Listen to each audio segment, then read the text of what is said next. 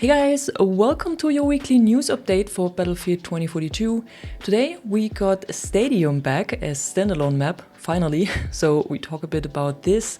And there are some secrets on this map that I want to show you as well, so let's get right in. But first of all, the Crimson Front event has ended, which means if you missed out on the 4 available unlocks, they're gone. So if you haven't unlocked them yet, you can't unlock them anymore. And to the disappointment of some of you, this also means that the mode Frontlines is gone. But I think that the reception of the mode in general was overall pretty good throughout the community, so I'm pretty sure they will bring it back at some point. Maybe we will see it taking turns with Control in the future or with Rush, or maybe it will come back as a standalone mode. However, we also got something new today, and that's the map Stadium, at least somewhat new. And some of you might have watched a bit of my stream yesterday already, where a lot of different content creators had a chance to play the map a bit earlier. And first of all, thanks a lot to every one of you for the support throughout the stream and also throughout the pre-show. It was a pretty cool opportunity, even though I was a bit nervous initially, to be honest. But I hope you liked it, and if you missed it, you can find the link to it in the info box. However, as for the map itself, I can only repeat what I already said during yesterday's stream. It felt good in Conquest, was very chaotic in the first 2 games, but then in the third one I think it was a lot better, maybe because people had found their ways to play and the routes along the map. And I'm sure it will also take a bit of time for you guys to learn the map and see what works best for you. So give it a bit of time. I feel like Stadium is a good map, but it needs a bit of time to get into it.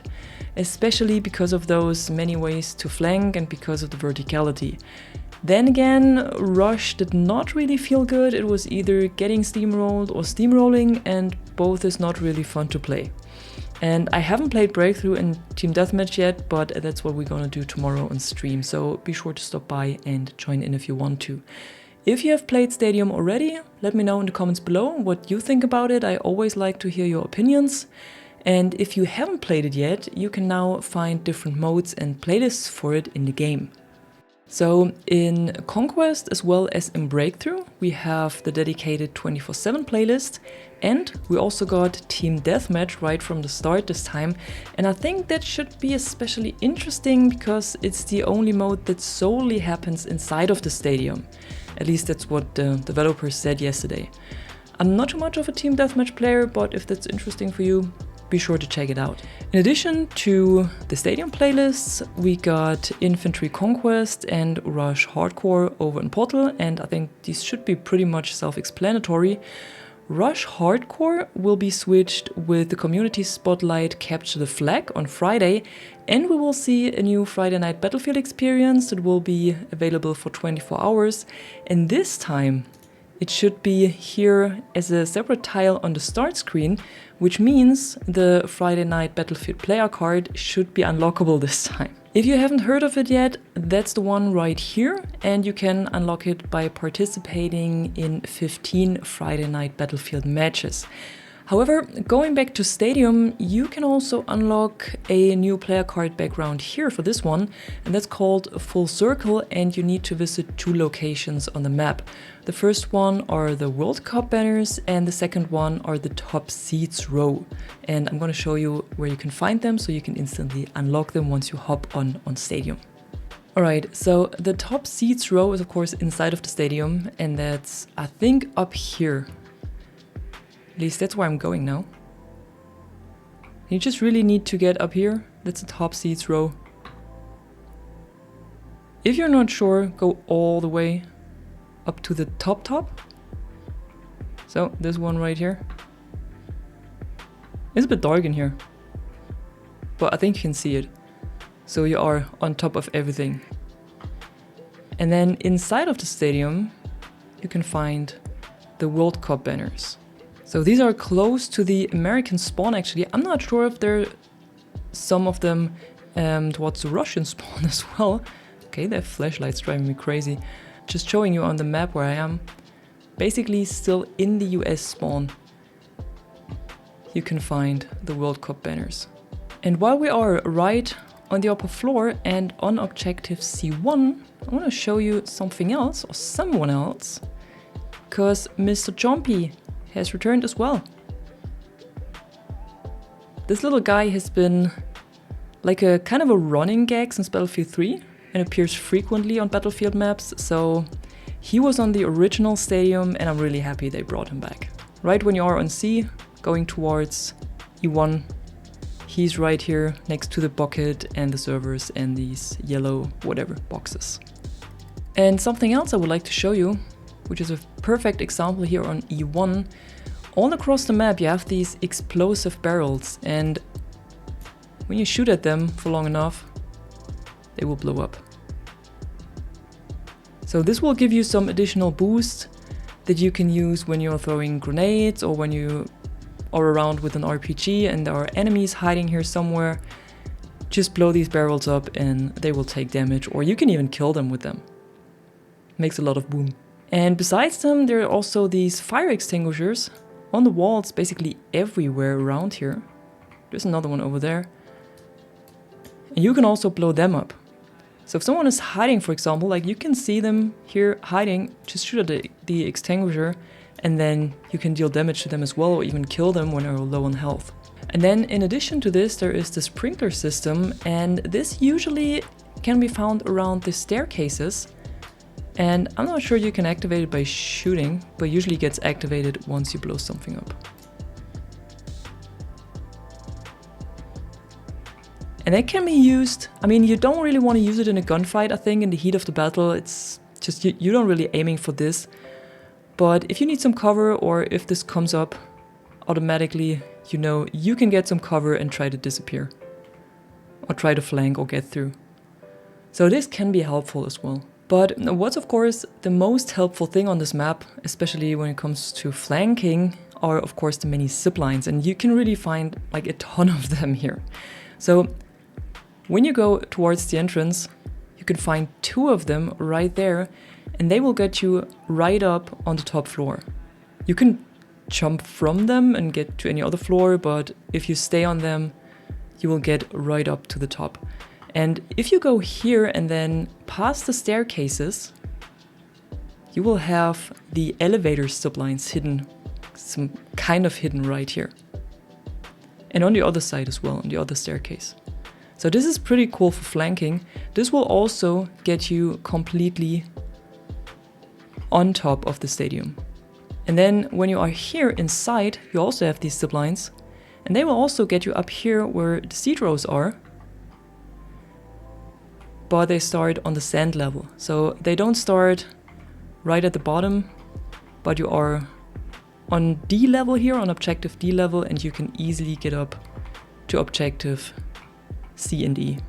But probably the most important set of sublines, especially for sneaky flanks, and I think especially on rush and maybe also on breakthrough, is right here on the right hand side of the stadium. So when coming from the Russian spawn towards objective B1 on Conquest, you have 2 sublines here on the side.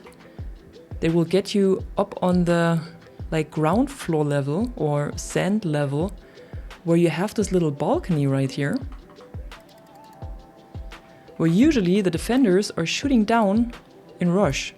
So if you try to flank them, or if you want to go on a sneaky flank, try to use these sublines over here. They can really come in handy.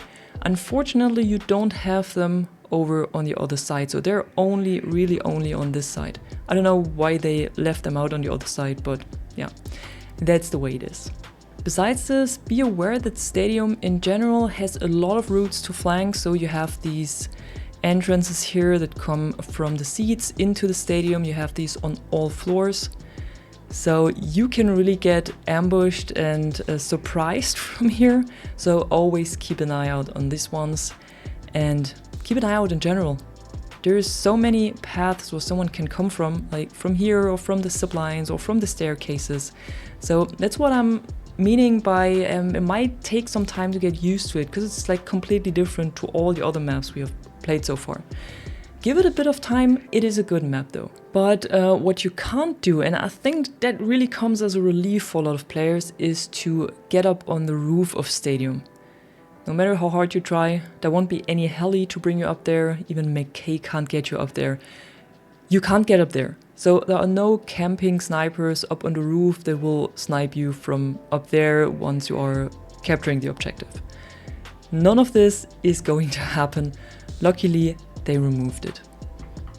What we got as well is a last lore piece around Stadium, and if that's interesting for you, you can find a link to it in the description below, but it's not really long, so I'll quickly read it out, and I think it does make sense to round up the lore somewhat.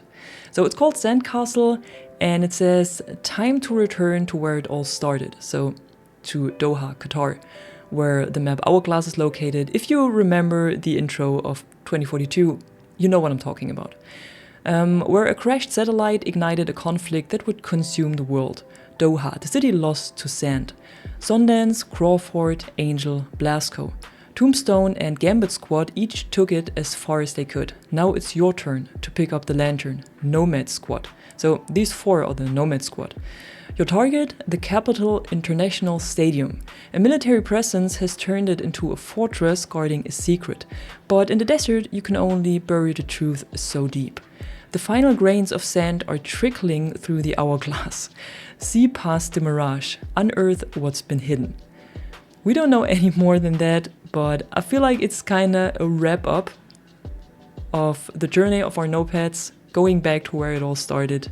And yeah, the end of the lore of 2042 as well. And it is also our last map for 2042, of course. I'm still hoping that they will add all of the portal maps to All Out War, so we can play all of them in all modes. And maybe some more of the portal weapons? Dice, please?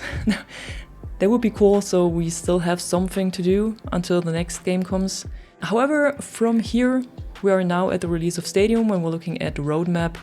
And then in mid-May, we have the release of update 7.2, so that should be in around 2 weeks, I think. And that will add the X-FAR Drower, the new bomber, and the new LMG, the DFR Strive, to the game. There won't be any preview event for this as far as I know, and we only have that dropped and then we can unlock them via assignments. So they're not part of the Battle Pass, they won't be added to the Battle Pass either. So we have to unlock them through assignments, similar to how you unlock the old season content. And then in May, June, so around 4 weeks from now, maybe 6 weeks, I think more like 4 weeks, we have the Future Strike event. That will be the last mid-season event or end-of-season event, in this case, for Battlefield 2042. So, and one of the last things we have on the agenda today is, of course, the store and the new weekly missions, but we're gonna start with the store items as usual.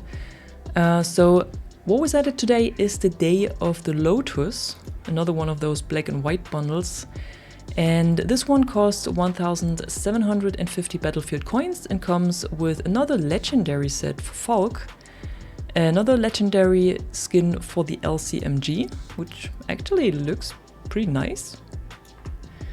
Then we have an epic skin for the XCE bar, a black card background, and a weapon charm. And then as the last point for today, we have the weekly missions, and these are of course focused on Stadium this time and on playing the objective.